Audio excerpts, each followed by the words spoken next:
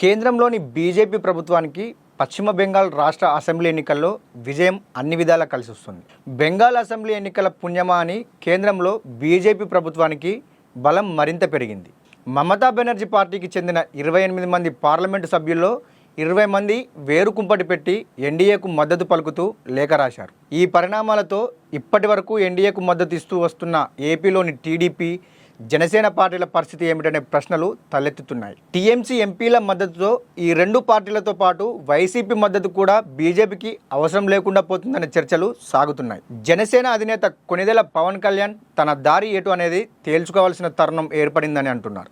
ఇప్పటికే ఆయనపై బీజేపీ పెద్దల ఒత్తిడి ఉందనే వార్తలు వస్తున్నాయి. పార్టీని బీజేపీలో విలీనం చేస్తే 2029లో ఏపీకి ముఖ్యమంత్రిని చేసి చూపిస్తామనే గట్టి హామీ ఆయనకు లభించిందని అంటున్నారు. అదే జరిగితే అటు టీడీపీని ఇటు వైసీపీని బీజేపీ టార్గెట్ చేస్తుందా అన్న సందేహాలు వ్యక్తమవుతున్నాయి. గత లోక్సభ ఎన్నికల్లో బీజేపీకి సొంతంగా ప్రభుత్వాన్ని ఏర్పాటు చేసే మెజార్టీ దక్కలేదు. దీంతో మిత్రపక్షాలతో కలిసి సంకీర్ణ ప్రభుత్వాన్ని ఏర్పాటు చేసుకున్నారు. 2024 సార్వత్రిక ఎన్నికల్లో 543 ఎంపీ సీట్లకు గాను బీజేపీ కేవలం 240 సీట్లు మాత్రమే గెలిచింది. దీంతో అత్యధిక స్థానాలు గెలుపొందిన టీడీపీ 16, జనతాదళ్ యునైటెడ్ 12 సీట్లతో పాటు తక్కువ సీట్లు గెలుపొందిన లోక్ జనశక్తి, శివసేన, జేడీఎస్, ఆర్ఎల్డీ, జనసేన వంటి పార్టీల మద్దతు తీసుకున్నారు. చిన్న చితక పార్టీల మద్దతు లభించడంతో 292 సభ్యులతో బీజేపీ కేంద్రంలో ఎన్డీఏ ప్రభుత్వాన్ని ఏర్పాటు చేసుకుంది. ఇదిలా ఉంటే లోకేష్ లాంచింగ్కు ఎఫెక్ట్ కూడా తప్పదనే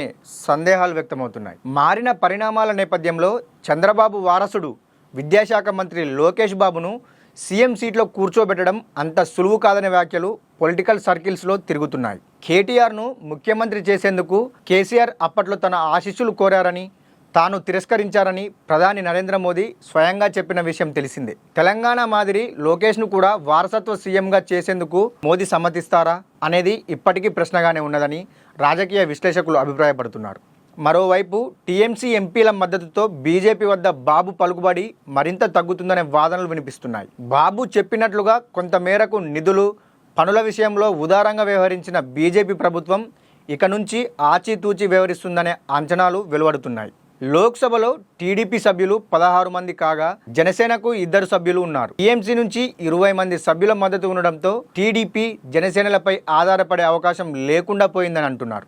ఎన్డీఏలో భాగస్వామిగా ఉన్నప్పటికీ టీడీపీని అంతగా విశ్వాసంలోకి తీసుకోవడం లేదనే వార్తలు ఇప్పటికే వినిపిస్తున్నాయి. వైసీపీ అధినేత ఈడీ కేసుతో ఎటూ తేల్చుకోలేక బీజేపీకి లోపైకారి మద్దతు ఇవ్వక తప్పడం లేదు. వాస్తవానికి 2029 ఎన్నికల నాటికి లోకేష్ను ముఖ్యమంత్రి పీఠంపై కూర్చోబెట్టాలనే ఆలోచనతో చంద్రబాబు నాయుడు ఉన్నట్టు జోరుగా ప్రచారం సాగుతుంది. అందుకు తగ్గట్టుగానే పార్టీలో, ప్రభుత్వంలో లోకేష్ అన్నీ తానై పనులు చక్కబెడుతున్నారు. ఆయన అనుచరులు కూడా లోకేష్ కాబోయే ముఖ్యమంత్రి అంటూ సోషల్ మీడియాలో ప్రచారం కూడా చేస్తున్నారు. కానీ మారిన పరిణామాల్లో 2029 లేదా ముందస్తు ఎన్నికలు నిర్వహించే వరకు చంద్రబాబు కొనసాగాల్సిన పరిస్థితులు నెలకొనే అవకాశాలు ఉన్నాయనే చర్చలు సాగుతున్నాయి. కేంద్రంలో ఎన్డీఏకు టీఎంసీ ఎంపీల రూపంలో మద్దతు లభించడంతో టీడీపీ కరివేపాకులా మారే అవకాశం లేకపోలేదన్న అభిప్రాయాలు వ్యక్తమవుతున్నాయి. లేదు, తాను చంద్రబాబుతోనే ఉంటానని పవన్ చెబితే జనసేన పార్టీకి సైతం అదే పరిస్థితి ఎదురవుతుందని అంటున్నారు.